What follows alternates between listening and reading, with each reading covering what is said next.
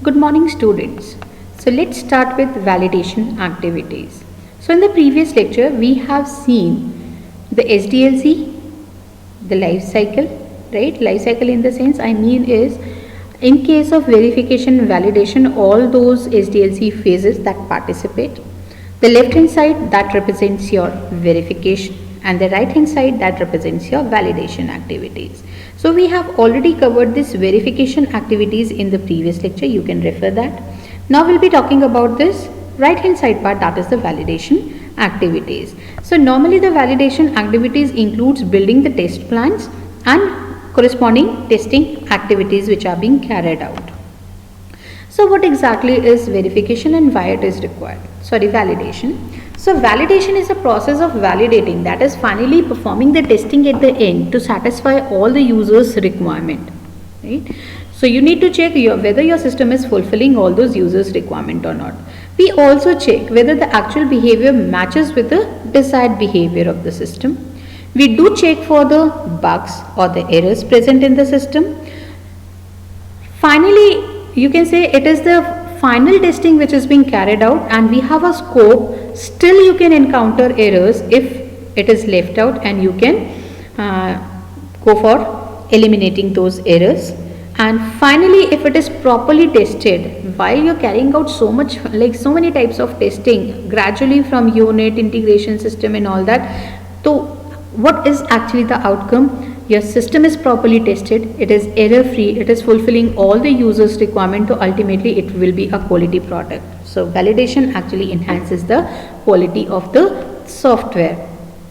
Now what are the validation activities? Broadly divided into two. Validation test plans are being prepared and validation test execution is carried out.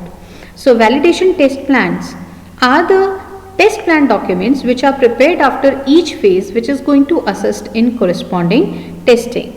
So in order to prepare these plans, the tester must understand the current SDLC phase. So it's not that tester means he must know only testing. He must have the knowledge of the entire software development process, which is very important, right? Then tester must study the relevant documents in corresponding to SDLC phases. So all the documents, whether it is your SRS document or a design document, any sort of document, he must have knowledge of all those documents also. Then on the basis of the understanding of SDLC phases and the related documents, tester must prepare the related test plan. Now why it is required? It is actually required to prepare the test plans which are used at the time of validation testing. Under test plans, they must prepare a subsequent or you can say the sequence of test cases for validation testing. So our focus in testing is to prepare simply the test cases so that you can test your system according to these test cases and you can prove that your system is correct. So for test cases to be properly designed, there must be proper plans for that systematically. So plans are being prepared in this activity. So different planning documents which are prepared is acceptance test plan. This plan is prepared in the requirement phase according to the acceptance criteria prepared from the user's feedback. This plan is used at the time of acceptance testing. Then we have as a system test plan. This plan is prepared to verify the objectives specified in the SRS. Here, the test cases are designed keeping in view how a complete integrated system will work or behave in different conditions. This plan is used at the time of system testing. Functional test plan is prepared in high-level design phase. In this plan, test cases are designed such that all the interfaces and every type of functionality can be tested. This plan is used for functional testing. Integration test plan is prepared to validate the integration of all the modules such that all their interdependencies are checked. It also validates whether the integration is in conformance with the whole system design, and it is going to assist in integration testing. While the unit test plan is prepared in low-level design phase, it consists of a test plan of every module in the system separately. Unit test plan of every unit or module is designed such that every functionality related to individual unit can be tested. So this plan is used in case of unit testing. So ultimately these are the types of testing, test plans and the corresponding testing where they are being used is represented here. Next activity is validation test execution. In validation test execution, these are the types of testing which are being carried out.